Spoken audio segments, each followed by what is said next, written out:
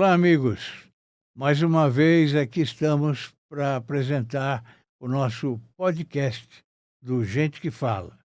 Recebo hoje a psicóloga Natália Aguilar. Seja bem-vinda, Natália. Muito obrigada, Fausto, pelo convite e pelo espaço, né? Pela possibilidade de vir aqui conversar um É pouquinho um prazer sobre. recebê-la, viu? Obrigada, um prazer também. A Natália é psicóloga, especialista em psicologia perinatal e em luto também, professora. Então, é um assunto que eu tenho certeza que vocês vão querer saber muita coisa a respeito. Você nasceu em São Paulo mesmo? Nasci em São Paulo, capital. Aqui pertinho, eu não sei se existe ainda essa maternidade, né? Mas Qual era a é? maternidade de São Paulo. Como é que eu não te vi lá por lá? Eu nasci lá também. Nasceu lá também? É, na É, maternidade de São nasci na Paulo. maternidade de São Paulo. Eu acho que nem o prédio existe mais, Nem né? Eu nunca mais sei, passei por lá. nem sei, mas eu É, acho que depois eu saí de lá bebê, né? Não lembro. é, Eu acho que é, eu nunca conheci esse é, prédio. mas Mas então, eu sei que era por aqui, assim, aqui pela uma região, coisa né? é certa, nós não nos vimos. Não, É. acho que não. Você é casada? Sou casada. Tem filhos? Tenho. Quantos? Eu tenho 4. Quatro filhos. Aí na foto tem 3. Aqui um foi pro céu, Um né? foi para o O céu. meu primeiro filho, O menino? ele foi uma perda gestacional, né? Eu sofri. Foi o primeiro antes dos 3. Sei. Né? Aí É, depois eu tive o Pedro, que é esse meninão aqui, que hoje tem 10 anos. E aí depois de 4 anos eu engravidei das 2 meninas. sei. São Que lindas. gêmeas. Que lindas. Obrigada. E o maridão aí, E o maridão, sorrindo. sorrindo, Tá certo. exatamente. Você sempre quis ser psicóloga? Olha, desde muito cedo, eu me lembro que o meu desejo pela psicologia, ele começou quando eu acompanhava a minha mãe. A minha mãe teve uma época da vida dela que ela precisou fazer psicoterapia. E eu lembro que eu devia ter uns 10 anos, mais ou menos. Eu acompanhava ela. Ela fazia num consultório ali na região de Pinheiros. E eu achava o consultório assim, uma graça, porque o consultório parecia uma cabana de madeira no meio da cidade, sabe? Sei. E eu me lembro que a minha mãe ela era a última paciente a ser atendida e era um consultório de psicologia e um consultório pediátrico também. Então tinha muito brinquedo, tinha muito gibi. A minha mãe entrava na consulta e eu ficava na recepção, aguardando. E aí eu ficava ali brincando, lendo bastante gibi. E eu achava fascinante, né, a minha mãe entrar numa sala para conversar com uma pessoa, para falar a respeito das questões dela. E aí eu fui a primeira o primeiro contato que eu tive com a psicologia foi dessa forma. E a partir disso eu acho que me pegou, assim, de um jeito que eu não quis largar nunca mais. E Não. daí você preferiu trabalhar com psicologia perinatal e também luto, né? Vamos Isso. primeiro falar da psicologia perinatal. Vamos Uhum, explicar para o espectador uhum. o que é isso. A psicologia perinatal, ela é uma área da psicologia que trabalha com o o período, né, o período perinatal. O que que a gente chama de período perinatal? É esse período que está no entorno do nascimento, né. Então, desde o planejamento familiar, até o desejo, né, de se ter filhos, a gestação, o planejamento do parto, o puerpério, tudo isso está envolvido aí dentro da psicologia perinatal.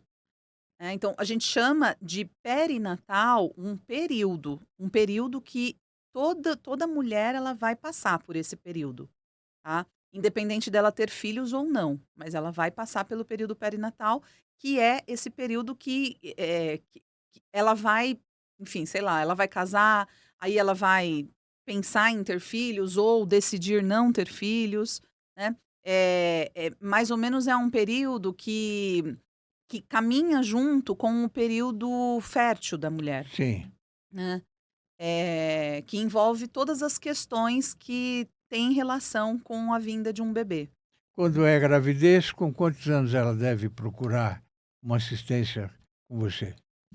Quando ela tá grávida, quando É, ela descobre. é, Então, a gente dentro da psicologia perinatal, a gente fala do pré-natal psicológico, é. né. É uma temática que nós temos dentro da psicologia perinatal, que é fazer o acompanhamento, psicológico, assim como se faz o pré-natal obstétrico.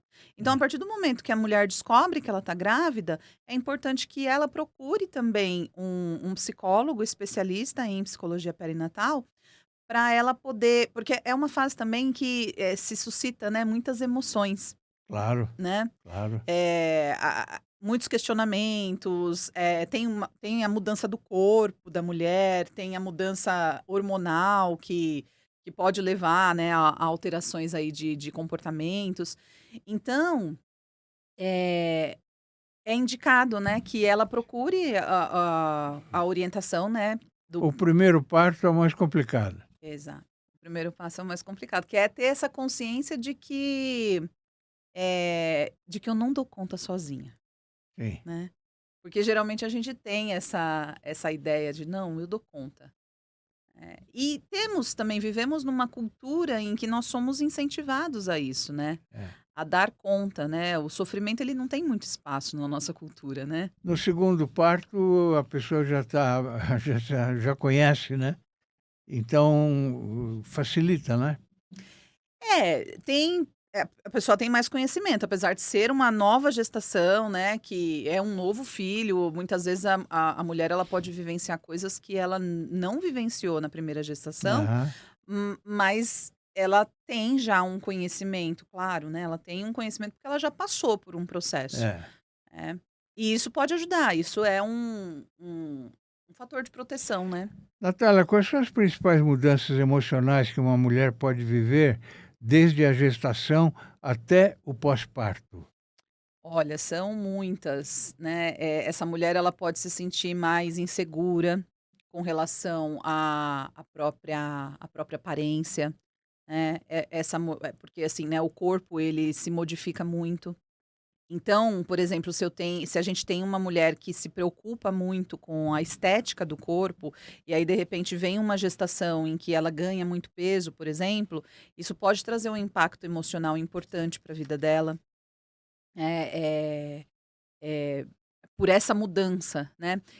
Teve um caso, de uma modelo que ela estava tentando engravidar, já fazia bastante tempo, né, e daí, por fim, ela optou pelo tratamento de FIV, né, de fertilização in vitro.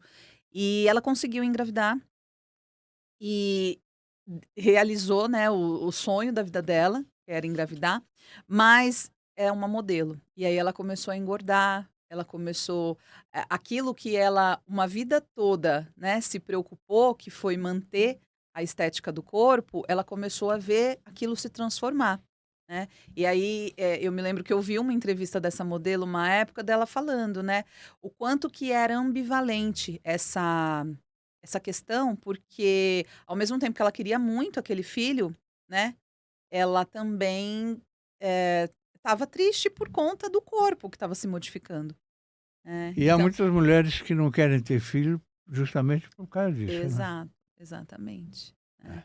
É. É um período também em que é muito comum que a mulher ela se sinta muito ansiosa, se sinta mais estressada, num estado de alerta mais ativado, porque ela vai começar a colocar em xeque, a questão de eu preciso cuidar de outra pessoa, né, outra pessoa agora depende exclusivamente de mim, né, e a gravidez não é uma coisa que a gravidez, a vinda de um filho, né, não é uma coisa que você pode falar assim: "Não, agora eu não quero mais". Né, não é a partir do momento que você engravida, a partir do momento que, né, tem mães que até fazem, né, mas né, é difícil, né, uma decisão dessas é muito difícil. Mas toda mulher tem medo da gravidez? Não? Não, a gente não pode dizer que toda mulher tem medo da gravidez, Hum. mas que é um momento potencial de crise, isso Uhum. sim, né, porque é um momento em que a mulher ela vai se sentir mais vulnerável, Hum. né, Hum. ela vai sentir, mais insegurança, né, até porque é um papel novo que ela está assumindo ali na vida, né.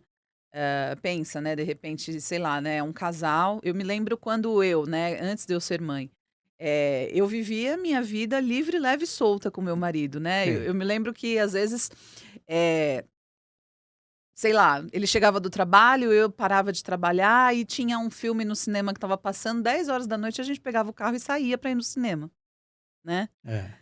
Passava a mão em mim, ele, Não tinha e problema não tinha nenhum de problema nenhum. criança, nada disso. Hoje não é mais uma coisa Claro, possível de se mudou a fazer. vida. Mudou a vida, Claro, né, a vida claro. ela muda. E muitas vezes a gente não está preparado para essas mudanças, É, né. Muitas vezes são essas mudanças que porque existe também uma cultura de romantizar a maternidade, né. é. Quando você vê um comercial na televisão, um comercial de fralda, de leite, você vê lá uma mãe plena, num ambiente organizado, né, com um bebezinho calmo, né, quando na realidade não é bem assim, né, que acontece, né. Você acha que um casal, quando as coisas não estão indo muito bem e vem um filho, ajuda a união ou não? Pode ajudar Hum, e pode também atrapalhar, é, né. é. Porque a mulher, quando o bebezinho ainda é muito novinho, a mulher ela fica numa simbiose, né, numa mistura ali ainda com aquele bebê, Uhum, né. Leva um tempo para o pai poder fazer parte dessa relação, uhum. né. E como o homem ele não vive esses processos biológicos, Sim, muitas vezes é difícil também dele compreender que não é que a mulher está escolhendo o filho a ele, é. né, é que o tempo aquele tempo é para o bebê, né, depois que passar aquele tempo, né, as coisas elas vão se ajustando, né. E muitas vezes não tem, né, não tem essa compreensão, não tem esse conhecimento, Mas né. acho que muito pai também se sente grávido, né? Ah, sim, É. tem, tem. Tem até eu não vou lembrar o nome da síndrome, mas tem um diagnóstico que o homem ele sente os mesmos sintomas da mulher da gestação, né, tem um nome certo, né, que eu não me vem agora. Sim, Mas o homem ele vai sentindo os mesmos sintomas, né, e ele vai, né, participando aí junto claro, com a mulher, claro, né, dessa claro. gestação. Eu acho que ter um filho não tem nada melhor no Sim, mundo. sim. Quando esse medo se torna um sinal de alerta na gravidez, o medo da gravidez, quando ele se torna sinal de alerta? Eu acho que é sempre importante a gente poder olhar, perceber, no que o meu medo está me paralisando. Porque sentir medo, né, de algo que é novo na minha vida, de algo que eu nunca experienciei, é natural, né. O medo ele faz parte da nossa vida, né, se a gente vai fazer uma coisa nova, né, a gente sente aquele friozinho na barriga. O medo ele faz parte. A questão é, o medo ele não pode paralisar a nossa vida, né, é a gente poder pensar o que que a gente faz com esse medo. Então, eu sempre falo assim, né, se o medo ele tá paralisando, né, daí eu tenho que olhar para isso, se o medo ele tá me deixando muito, eh eh, paralisada mesmo, imóvel ali naquele processo, talvez eu precise de ajuda. Né. Se o medo ele tá me deixando num estado de muito alerta, que eu, por exemplo, não estou conseguindo relaxar, e aí se eu não consigo relaxar, não consigo dormir, não consigo descansar, aí também é momento de se olhar para isso, porque, eh, eu acho que tá tudo bem a gente sentir medo, né, mas a gente poder aí procurar, né, uma ajuda profissional para entender, né, o que que a gente pode, né, tentar fazer para a gente diminuir um pouco essa tensão, diminuir um pouco esse alerta. Até porque, né, tudo que a mulher sente na gestação, o bebê também sente, Sim. né. E aí a gente tem uma questão de que se a mulher ela passa por muito estresse na gestação, há uma probabilidade maior desse bebê também, nascer um bebê que vai estar num estado de alerta mais ativado também. Então, pode ser um bebê que chore muito, que tenha dificuldade para dormir, né, e aí junta, né, com todas as questões do puerpério, aí já viu, né, vira aquele caos. Por que muitas mulheres têm depressão pós-parto? A depressão pós-parto, na verdade, nós temos já estudos, né, que revelam que, bom, primeiro eu acho que assim, é importante a gente diferenciar, né, antes de eu entrar nesse assunto, eu acho que é importante diferenciar. A gente tem 3 questões diferentes que podem acontecer no pós-parto. Hum, A gente tem um diagnóstico que se chama baby blues, né, ou blues puerperal, né, que é um estado de labilidade emocional da mulher, é um estado de instabilidade emocional que acontece em quase 90% dos casos das uhum, mulheres, uhum. né. Então o baby blues muitas vezes é confundido com depressão pós-parto, mas ele não é depressão pós-parto, porque o baby blues ele é o processo natural do equilíbrio dos hormônios no corpo. Então, ah, os hormônios no corpo os hormônios da gestação, eles são fabricados no corpo da mulher por conta, né, do corpo identificar. Tem uma placenta ali, né? E aí o corpo identifica e aí começa a produzir os hormônios da gestação. A partir do momento que teve o parto e retira a placenta, esses hormônios eles vão cair, Caindo. né? E tudo que acontece de uma maneira abrupta, né, essa mulher ela vai sentir, né, Sim, qualquer pessoa, né, sim, vai sentir. claro, claro. Então, esse baby blues, ele é como se fosse uma reação do nosso corpo a essa queda hormonal, tá. E aí por isso que a gente fala, né, que às vezes se confunde muito com a depressão pós-parto, porque os sintomas eles são muito parecidos, né. A diferença é que o baby blues ele passa, até mais ou menos o primeiro mês do pós-nascimento, 15 dias ao primeiro mês, o baby blues ele desaparece, a mulher ela tem essa instabilidade emocional, ela fica mais triste, ela fica mais chorosa, né, mas ela ainda tem energia para cuidar do bebê, né. Eh Geralmente não precisa de tratamento, baby blues, porque ele passa sozinho, porque é como eu disse, né, uma coisa mais, hormonal. Então, a partir do momento que os hormônios eles voltam pro lugar, né, se tem aí, né, uma estabilidade aí desse corpo da mulher, Você né. conhece algum caso de rejeição do bebê?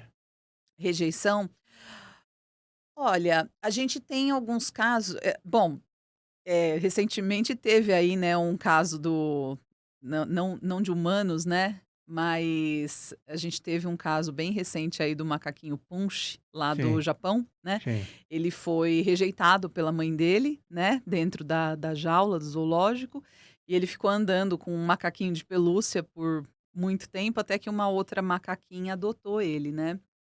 Acontece, nos seres humanos também acontece, Sim. né, a gente tem casos de mulheres que não desejaram a gestação e que não querem, né, assumir essa responsabilidade, muitas vezes entregam o bebê para adoção, ou muitas vezes ficam com o bebê, mas, né, dá uma não dá o afeto, não, né, não satisfaz, né, as necessidades que aquele bebê precisa, E né. casos de estupro? É, também são casos em que a gente precisa, olhar, né, porque, esse bebê ele é fruto de um trauma, É, né, ele é. não é fruto de uma relação, De um amor, é. ele é fruto de um trauma, É. né. E aí tem toda uma discussão hoje aí, né, se pode abortar, se não pode, enfim, né, Qual é a sua porque opinião sobre isso? a minha opinião é que eu acho que a mulher ela deve fazer aquilo que ela se sente mais confortável quando a gente fala em relação ao próprio corpo dela, Sim. né. Então eu acho que se ela sente que ela não vai dar conta, né, dessa maternidade, né, Porque foi vítima de uma porque ela violência, foi né? vítima de uma É, violência. Aí as pessoas elas falam assim: "Ah, tá, mas ela pode entregar o bebê para adoção". Tudo bem, ela pode entregar, mas ela vai viver 9 meses é. vivendo, Claro, né, o claro. fruto dessa violência. Então eu acho que, assim, não dá pra gente julgar a decisão da mulher, né, não dá pra gente julgar, porque é o corpo dela, né, e a gente precisa, permitir, né, que as mulheres, né, tomem decisões em relação ao seu próprio corpo, né. Então, Você então é a favor do aborto em certas circunstâncias? eu sou a favor, Em que sentido? No sentido, eu sempre falo que é assim, é uma coisa que eu não faria no meu corpo. Eu Sei, acredito, né, que eu não sei, faria no meu corpo, sei. porque assim, vivendo um caso de estupro, por É, deve exemplo, ser terrível. eu não sei É, qual seria é, o meu é, posicionamento, né. é. Hoje eu digo pra você, se acontecesse, sei lá, uma gravidez indesejada, né, eu não faria no meu corpo, né. Mas se uma mulher deseja fazer no corpo dela, né, eu entendo que isso é uma questão dela, Sim, bem pessoal. né, é muito pessoal, É. né, e não dá, né, pra gente politizar isso, Sim, né. claro que E não. eu acredito muito, né, que não Sim, dá pra gente politizar sim. e deixar nas mãos de outras pessoas, né. É, "Ah, é legal, não é legal", é. eu acho que cada um tem que saber o que é melhor pra si, né. Eu também acho. E trazer, né, esse empoderamento, né, né. Natália, a maternidade idealizada pode gerar frustração real? Ah, com certeza, muita. Porque a gente entra nessa questão do que eu estava falando antes, né, que a É, maternidade a gente idealiza uma coisa, muitas vezes a gente idealiza uma coisa e vem outra completamente diferente, né. A gente costuma dizer que os filhos, né, eles são quando eles nascem, eles são estranhos íntimos, né. Por quê? Porque ele estava ali íntimo da gente, mas é um estranho que a gente está conhecendo ali naquele momento. A gente está é, começando uma relação ali, né, com é, aquele bebê. é. Então, quanto mais eu idealizo aquilo, né, por isso que eu falo que, assim, eu acho que o conhecimento salva a gente, porque quando a gente tem conhecimento de que talvez não seja tão idealizado quanto eu estou imaginando, eu acho que a gente tem a possibilidade de aceitar mais, as coisas que saem, né, do trilho, né, porque geralmente saem, né, começo de maternidade geralmente é bem caótico, né. Acho que a gente tem que trazer isso pra mesa, sabe. Sim, sim, É, com certeza. Natália, por que muitas mães sentem culpa mesmo quando estão fazendo o melhor que podem?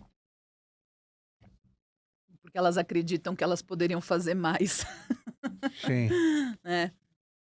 Eh, eu acho que quando a gente se torna mãe, eu acho que acaba vindo junto com a gente e isso também eu acho que é uma construção cultural, né, de que a mãe precisa saber de tudo, a mãe precisa identificar tudo, a mãe precisa fazer tudo, né. E isso, a mãe absorve isso, né, e isso gera uma sobrecarga, né. A gente tem aí memes, né, que falam, né: "Ah, a culpa é sempre da mãe", né, "A responsabilidade é sempre da mãe". São memes, né, mas que trazem, né, um reflexo do que culturalmente é cultivado na nossa sociedade, né. E aí, eu trago assim, né, que se a gente tem uma mãe e um pai, né, ambos são, os cuidadores primários dessa criança, né, desse bebê. A única diferença é que a mãe ela pode amamentar e gerar, né, são as únicas diferenças, né. De resto, o homem pode fazer tudo, é, né. é. E aí quando a gente coloca essas atribuições, eu acho que a gente já mudou bastante, sabe, mas quando a gente coloca essas atribuições só para a mãe, gera uma sobrecarga e a mãe ela vai se sentir culpada, porque ela vai achar que ela tem que dar conta de tudo isso. E ela não dá. A realidade é essa, ela não dá. Esse trabalho que você faz, a gente falou que só de mulheres, mas os pais também, de vez em quando, acho que precisam de um Sim, tratamento, não é? sim, sim, com toda certeza. É, Até para a gente poder, psicoeducar para que eles possam sair desse lugar, né, que também culturalmente são colocados, né. Eh, esse lugar, né, de que: "Ah, não, o homem ele tem que sair para trabalhar, prover, trazer o dinheiro para dentro de casa", sabe, e a mulher tem que cuidar de todo o resto, né. Acho que até para tirá-los desse lugar e colocá-los, né, como, pessoas ativas também dentro do processo de parentalidade, né, porque a gente tem uma mãe e um pai, né. Esse pai é tão é tão pai quanto a mãe é mãe. Então, acho que é justo que participem igual. Como é que a rede de apoio impacta diretamente na saúde mental da mãe? A rede de apoio, eu falo que assim, eu acho que ela é muito importante quando é uma rede de apoio funcional, Sim, tá? E o que que é uma rede de apoio funcional? É aquela rede de apoio que ajuda a mãe, ajuda a família, né, que tá ali com um bebê novinho, naquilo que eles precisam e não naquilo que eles querem, né. Eu dou um exemplo, já ouvi muitos casos em que, por exemplo, a mãe estava ali aprendendo a se relacionar com o seu bebê, e aí chega uma rede de apoio, né, e fala assim: "Me dá o seu bebê", dá aqui o seu bebê, meio que arranca o bebê do colo da mãe e fala assim: "Deixa que eu cuido dele, vai fazer o que você precisa fazer na casa", né. E aí essa mulher ela tem, sei lá, roupa para lavar, casa para sim, limpar, comida para fazer, né. Eh, Essa mulher ela tá com uma nova tarefa na vida dela, que é conhecer aquele íntimo, aquele ser estranho íntimo que acabou de nascer, sim. né. E esse processo, né, de se relacionar, é um processo que demanda energia. Então eu falo assim, a mãe ela precisa se dedicar para o bebê, né. Então você quer ser uma rede de apoio, auxilia essa mãe nas outras coisas que ela precisa fazer. Né, numa comida, numa roupa, nas atribuições, né. Se esse pai ele não consegue estar tão presente, porque a gente sabe, né, licença paternidade não tem tanto tempo, né, quanto a da mulher, eh, pra ser uma rede de apoio funcional, é importante que a gente possa olhar para as reais necessidades dessa mulher. E olhar para as reais necessidades é permitir que essa mulher ela se vincule ao bebê. Né, para que o relacionamento deles seja um relacionamento, assim, mais fluido, mais saudável. Então, a rede de apoio, ela pode impactar de uma maneira positiva, quando ela olha para a real necessidade, né, ou também de uma maneira negativa, quando ela quer tirar o bebê e cuidar do bebê, enquanto a mulher, ela faz as outras coisas, ou quando ela quer ficar dando, muito pitaco, né, nas decisões da mulher. Porque a gente tem também, né, aquela coisa de: Claro. "Ah, não, no meu tempo eu fazia desse É, jeito. Ah, porque tudo é, bem, no seu tempo você fazia eu vou sim. fazer o que funciona para É, mim", é, né. E a vida vai E mudando, a né? vida vai mudando, É, exatamente, a gente tem que acompanhar as é. mudanças, porque senão a gente só reproduz modelos, né. Existe um momento ideal para a mulher grávida procurar assistência? Não, não tem um momento ideal. A gente sempre recomenda que, assim, quando você descobre que você está grávida, é importante que você procure um profissional para Sei, fazer o seu pré-natal psicológico também. sim, Porque durante a sua gestação, você vai ter um acompanhamento psicológico em que você vai ter conhecimento, né, de tudo que implica estar nessa fase, e você vai ter um acompanhamento de um profissional para elaborar, por exemplo, com você um plano de parto, como é que você quer o seu parto, né, para fazer isso em conjunto junto com o seu médico, né, eh um profissional que, sei lá, entenda de amamentação para te orientar, como é que é o processo de amamentação, para você ter aí um mínimo de conhecimento de coisas, né, que você só vai conhecer a partir do momento que o bebê nascer, na prática, né.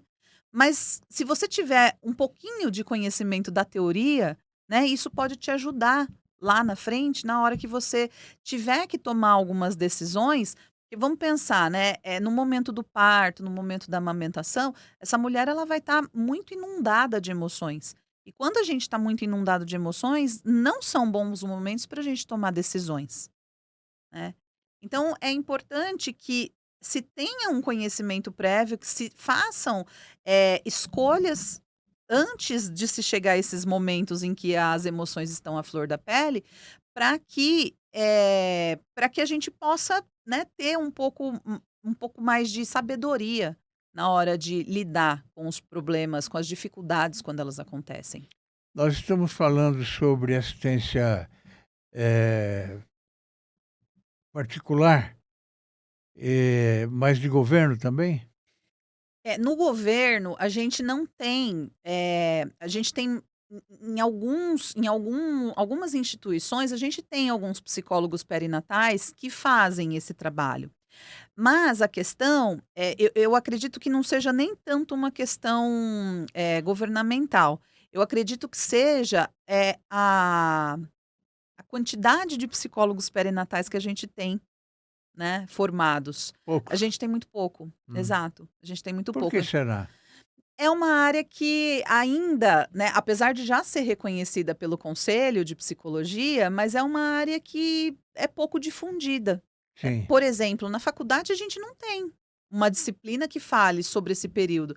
E olha só, se a gente está falando que é o período, talvez um dos períodos mais importantes da vida de uma mulher, de Claro. uma família, É, né?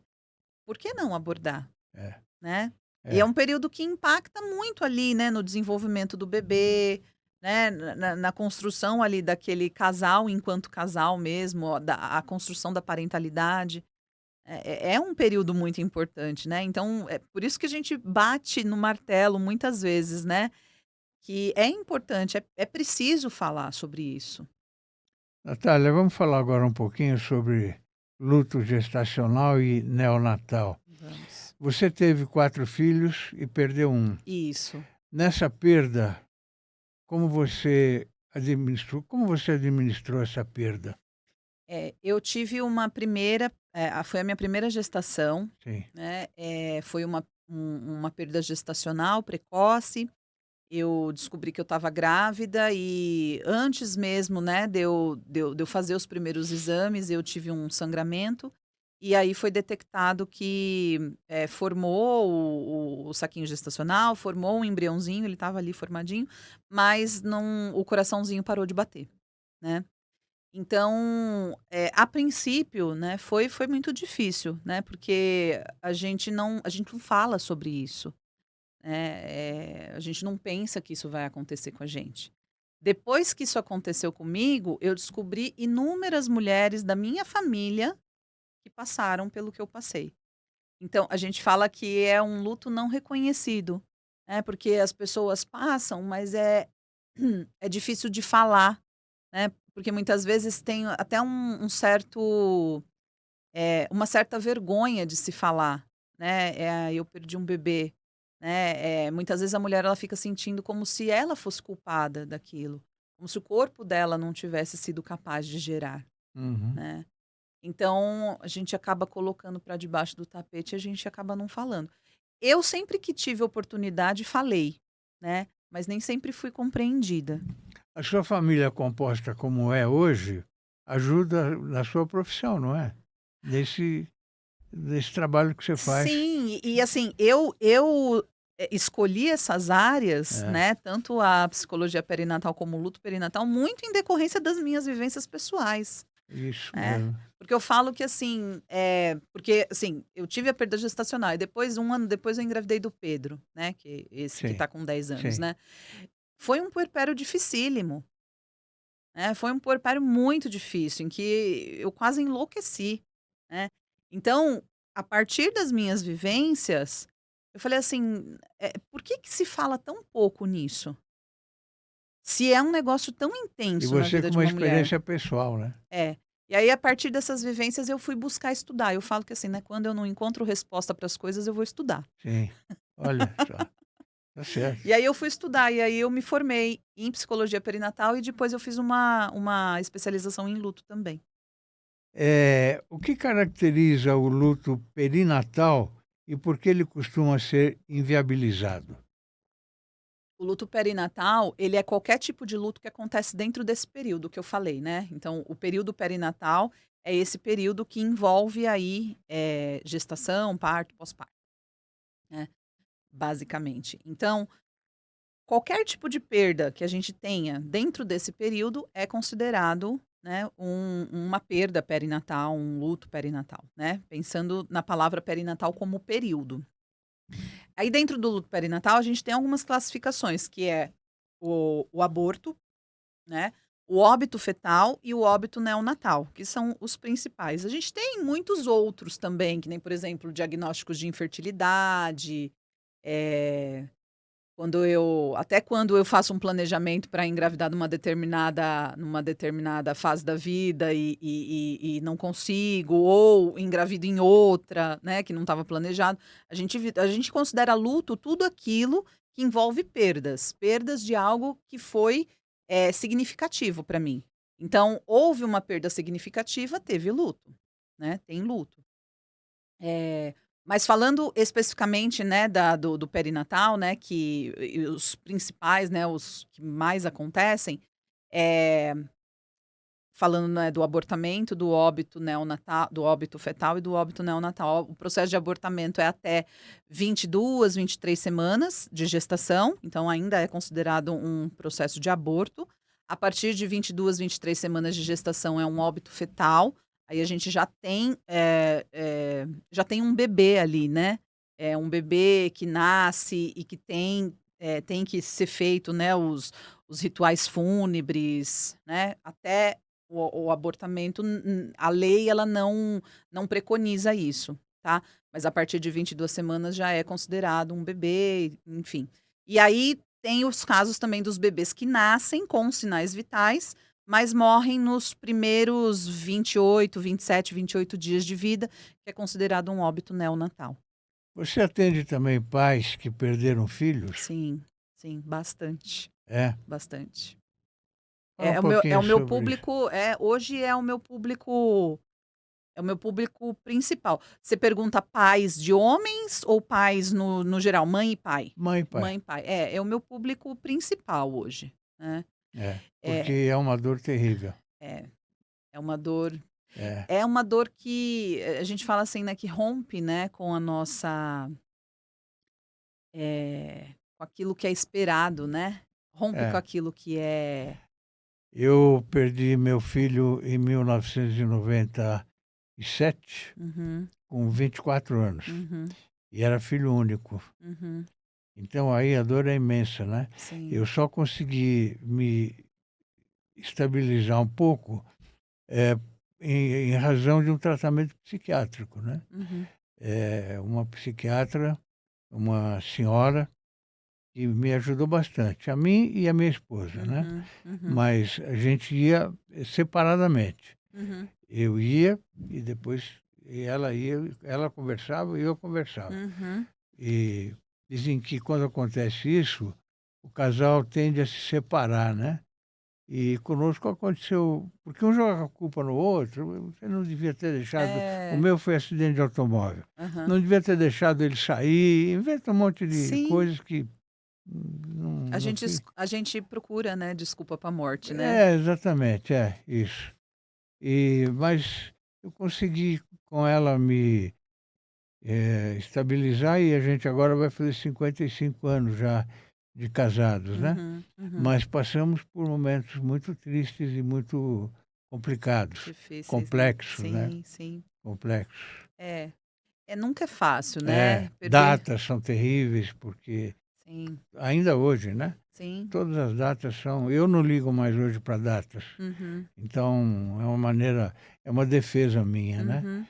Eh, Aí mudou bastante a minha vida, né, Sim, meu tipo de ser. sim.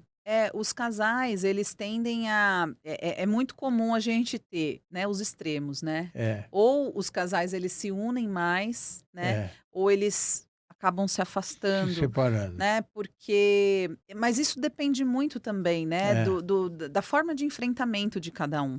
é, Muitas vezes, o homem, né, não é via de regra isso, né, mas é, é o que frequentemente a gente vê, né. O homem ele tem um jeito mais instrumental de lidar com a coisa, né, é, então ele ativa mais defesas, ele vai para um lugar mais de resolver as coisas, né, é, e a mulher ela mais, deixa mais o sentimento vir à tona, né. é, Então, às vezes essa mulher ela pode interpretar: "Ah, ele não está sentindo a morte do filho", é, né.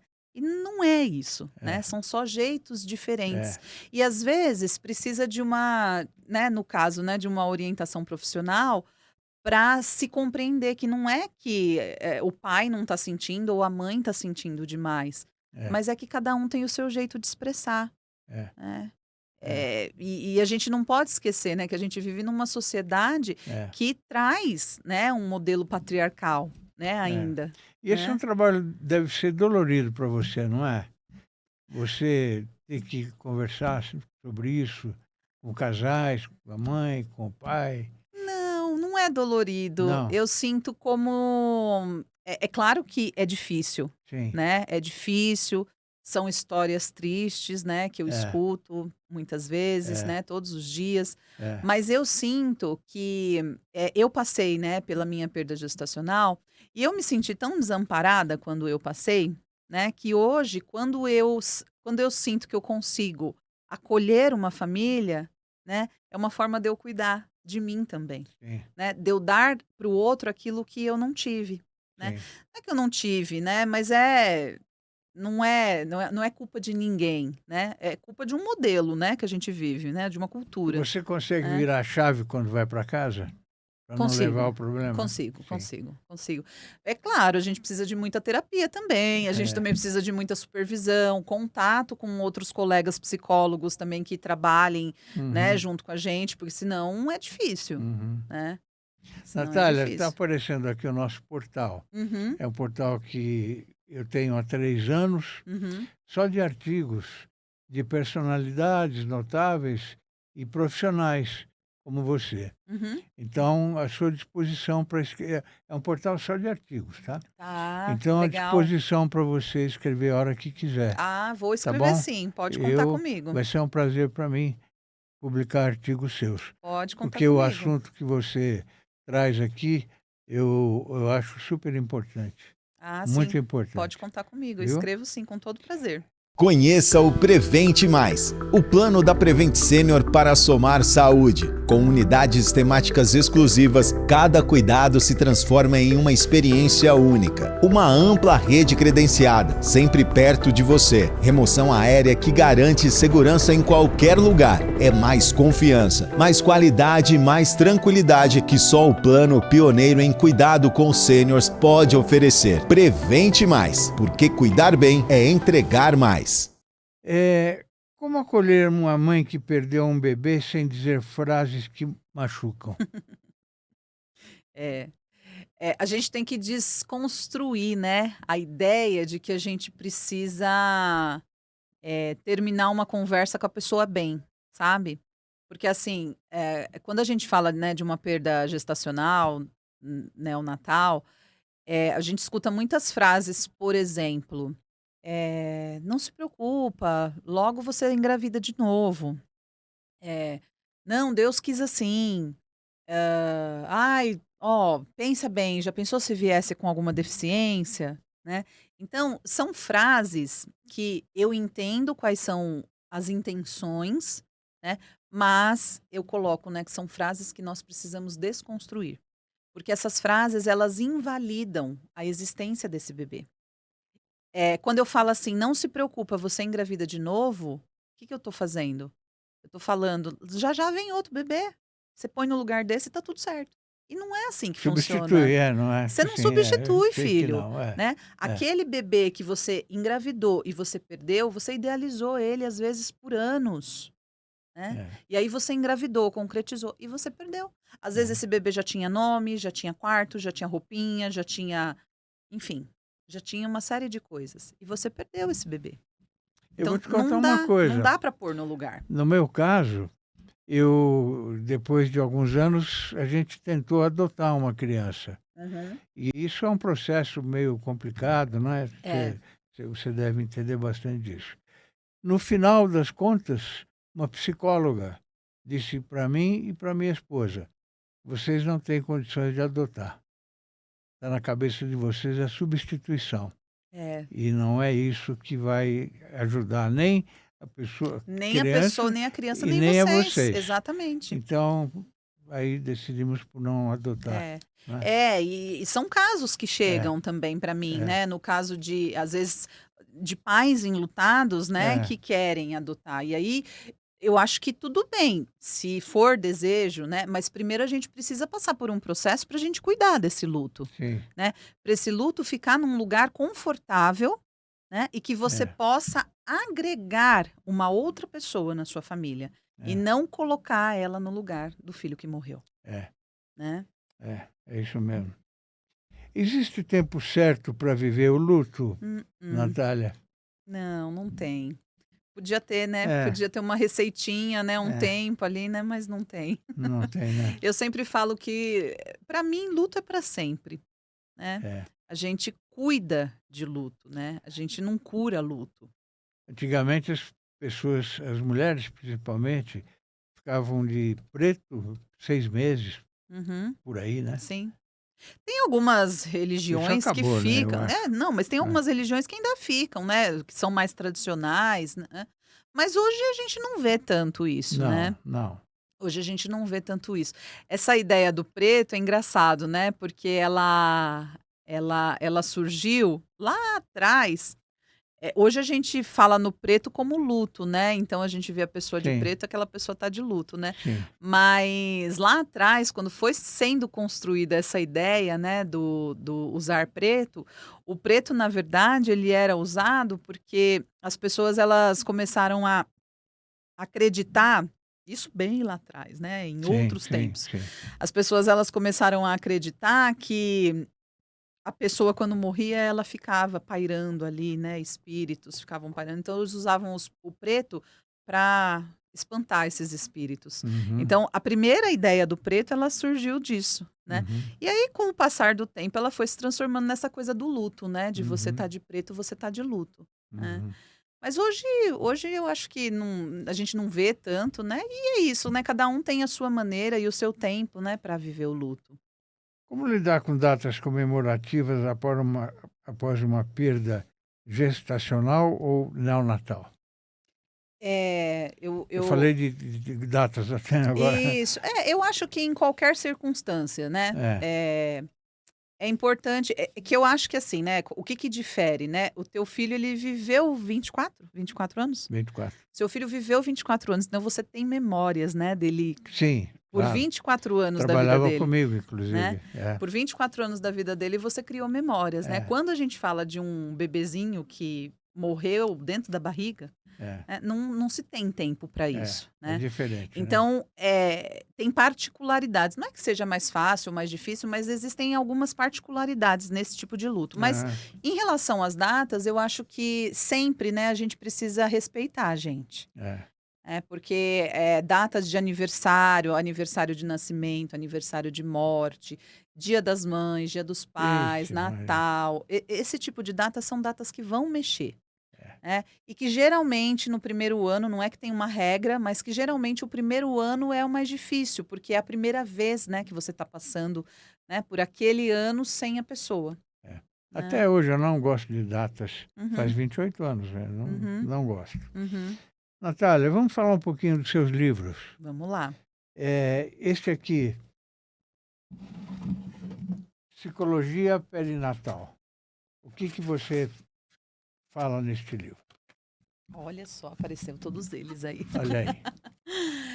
Esse Psicologia Perinatal, foi um livro que eu organizei em 2023, Esse né. aqui. Isso. Olha aqui. Eu organizei ele. Psicologia Perinatal. Esse aí, eu organizei ele em 2023 e ele é um beabá da psicologia perinatal, né. Sei. Eu organizei, eu tenho 2 capítulos escritos por mim e o restante dos capítulos são de outras psicólogas, colegas minhas, psicólogas que também são psicólogas perinatais, né. Então a gente tem aí capítulo que fala sobre a construção familiar, sobre pré-natal psicológico, sobre a gestação, sobre a maternidade idealizada, sono do bebê, amamentação, desmame, puerpério, o luto perinatal também, a gente tem um capítulo que fala sobre ele, Uhum. né. Então é um beabá.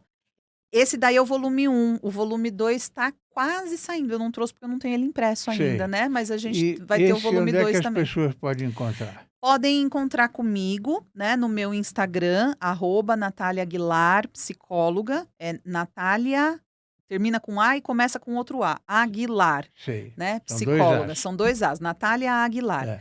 Natália Aguilar, psicóloga. Lá no meu Instagram tem o link, né, que vai direcionando você para ou ir para o meu site, né, ou ir direto para o meu WhatsApp, ou pedir no direct, enfim, eu estou sempre ligada nas redes e daí adquirir direto comigo. Ele está na Amazon também em versão online, Sim, tá? Na Amazon você também encontra sim, ele em versão online. sim. É, onde mais? Acho que são esses principais canais. E Tá? esse outro livro de Mãos Vazias? Esse de Mãos Vazias é um livro exclusivo sobre luto perinatal. Esse aqui, olha, de Mãos Vazias. Esse é o meu mais novo, meu filhotinho mais novo. Esse é o mais novo. Esse foi lançado no final do ano passado. Por que esse título? Porque as famílias, né, quando elas perdem, elas saem, né, geralmente do hospital De da mãos maternidade vazias. de mãos vazias, né? É, De mãos, de colo vazio, É. né? Então a gente pensou nisso, né, para trazer o nome, né, muito pela temática do livro, Sei. né? Porque é um livro também que reúne diversos autores também que falam sobre luto, que falam sobre luto perinatal e, e muitos dos autores são pais enlutados também, que passaram pela perda nesse período, né? E aí o nome ele veio muito disso, por ser o tema exclusivo. E essa obra, ela é a obra mais recente que a gente tem, que a gente não tem muitas obras, né, sobre essa temática, Ele é né? encontrado também no mesmo, Nos mesmos canais. E ele tá na Amazon também, a versão física dele. A versão física também tá na Amazon. Engravidar novamente significa que o luto acabou? Não, de jeito nenhum. De jeito nenhum. Senão eu nem estaria aqui falando do Chico.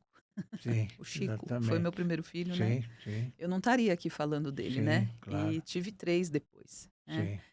Sim. E eu falo dele sempre que eu tenho possibilidade e Como é que você oportunidade. administra toda essa atividade que você tem com a família? A gente dá nossos pulos, né? Sim, sim, Eu tenho o meu marido, ele é professor, né, sim. ele é professor, então, a gente tem já um esquema, né, para administrar, assim, coisas de Tá. trabalho, né. Ele é professor e ele, assim, ele vai pra escola dar aula, ele dá aula em um período só, então ele trabalha de manhã, né. Eu fico em casa e eu fico com a responsabilidade de cuidar das crianças no período da manhã. É. Então, mandar para a escola, às vezes ir buscar na escola também, eu fico com essa responsabilidade. Então, para vir para cá hoje, né, eu deixei o mais velho na escola, né, aí eu me arrumei, vim para cá, as minhas pequenas ficaram com a minha mãe, né, e aí eu vou sair daqui, né, e vou correr, porque aí eu tenho que buscar ele e levar elas, porque elas estudam de tarde. E aí de tarde meu marido chega e quem vai trabalhar sou eu. Você concorda com o feminismo? Com o feminismo? Olha, eu sou uma pessoa que eu não concordo com nada que é muito radical, Sim, né. sim. Então tudo que tá, assim, né, nos extremos, Somos dois. eu não gosto muito, Somos sabe. dois. Então, assim, eu concordo com a teoria, né, com o que se é pregado, né, mas, eu acho também que tudo que vai para uma polarização, eu já acho que não é legal. Eu acho que fica num lugar, parece que até um pouco adoecido, sabe. Eu acho que a gente tem sempre que ter bom senso nas coisas, diálogo, flexibilidade, né.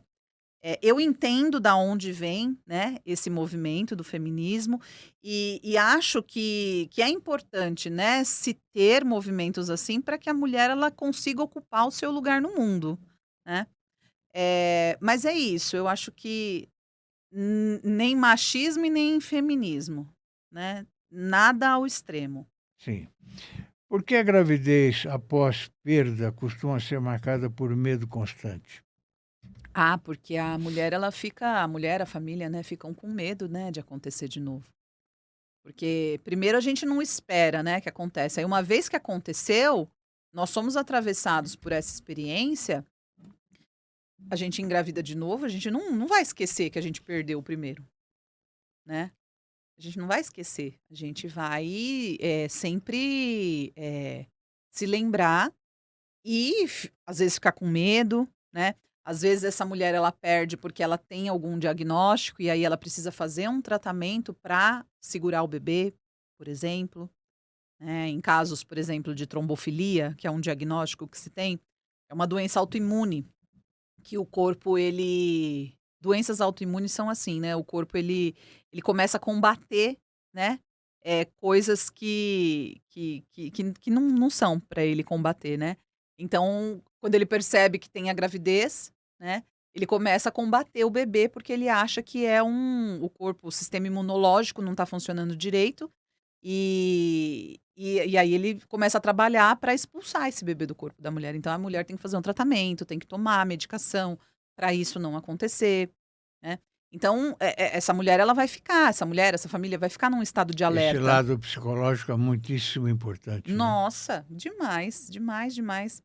Eu falo que, assim, o Pedro, o meu mais velho, né, que tá aqui, ele ele foi um bebê que ele foi muito chorava muito, não dormia, né, e na época eu não entendia o porquê, né, de tudo isso. Hoje eu entendo que a minha gestação do Pedro, apesar dela ter sido uma gestação, eh, positiva no ponto de vista biológico, ela foi uma gestação muito tensa. Né. Eu me lembro, e depois fazendo, né, uma retrospectiva, eu me lembro de entrar na sala para fazer o ultrassom e de eu ficar tensa até eu ouvir o coraçãozinho bater. Aí eu ouvi o coração bater, eu relaxava, né. É, Porque ficou muito marcado para mim, né, quando eu fui fazer o ultrassom do primeiro, sim, né, e eu ouvi aquele silêncio, que eu falo que é um silêncio ensurdecedor, sim, né. sim. Então a gente passa, né, a gente fica, né, em É um alerta e a gente passa silêncio, isso pro bebê. silêncio muito triste, né? É. É comum a mãe ter dificuldade de se vincular ao novo bebê? Não, né? Às vezes pode acontecer, às É? vezes pode acontecer, principalmente, em casos de perda, né, quando se tem, né, você perdeu um, né, e aí às vezes você fica com medo, né, de perder o outro, você fala assim, né, isso tudo não é nada consciente, tá, é tudo o nosso sistema psíquico, né, de defesa, né, conversando aí com a gente. Mas, por exemplo, a mãe não se entrega à relação por medo de perder, né, porque o sistema psíquico dela funciona assim: "Ah, eu me entreguei naquela e perdi, então não vou me entregar Isso não tanto aconteceu nessa". com você. Não, É, não. Graças a felizmente, Deus né? não, Felizmente. felizmente. Como equilibrar a esperança e o medo ao mesmo tempo? Ai, é um páreo duro, né, quando se passa por essas experiências, é um páreo bem desafiador. Mas eu diria que é se respeitando, né, procurando ser gentil com você mesmo, procurando se respeitar mesmo, né, porque, a gente precisa levar em consideração, nós somos aquilo que nós vivemos, e as nossas experiências elas fazem parte, né, da nossa constituição enquanto sujeito. Então a gente precisa levar isso em consideração e Natália, nós estamos chegando ao final, mas se você pudesse deixar uma mensagem para as mulheres que estão vivendo a maternidade com dor silenciosa, qual seria? eu diria que não tentem viver isso sozinhas, né, busquem ajuda, eh, sejam gentis com vocês mesmos, busquem ajuda mesmo que seja pedir ajuda para o marido, né, porque às vezes a gente acha que a gente não tem que chamar o marido de noite, chamem, né, busquem ajuda, busquem auxílio. Se a rede de apoio não puder ajudar, busca auxílio fora, né, que eu acho que é importante a gente tirar, né, essa vivência da invisibilidade desse sofrimento invisível. Natália, gostei demais da sua entrevista. Eu gostaria que você viesse mais vezes aqui. A gente vai convidar você mais vezes, porque Obrigada. ainda restaram bastante assuntos a Uhum, serem tratados aqui, né, uhum, com uhum. você. E muito obrigado. O microfone à disposição para você se despedir. Eu agradeço muito pelo convite. Eu falo que, assim, sempre que surge um espaço para falar a respeito desses temas, eu faço sempre, né? Eu só não venho mesmo se realmente não tiver como. mas eu faço sempre questão de estar presente, porque já é tão pouco falado, né? Então, a gente poder, né, fazer esse processo de construção, de se criar espaço e se falar mais sobre isso, O tá? portal está à disposição. Parabéns para Agradeço. você e parabéns para sua família também, tá bom? Obrigada pelo Ao espaço. espectador, o meu muito obrigado e até a próxima edição do podcast do Gente que Fala. Fiquem com Deus.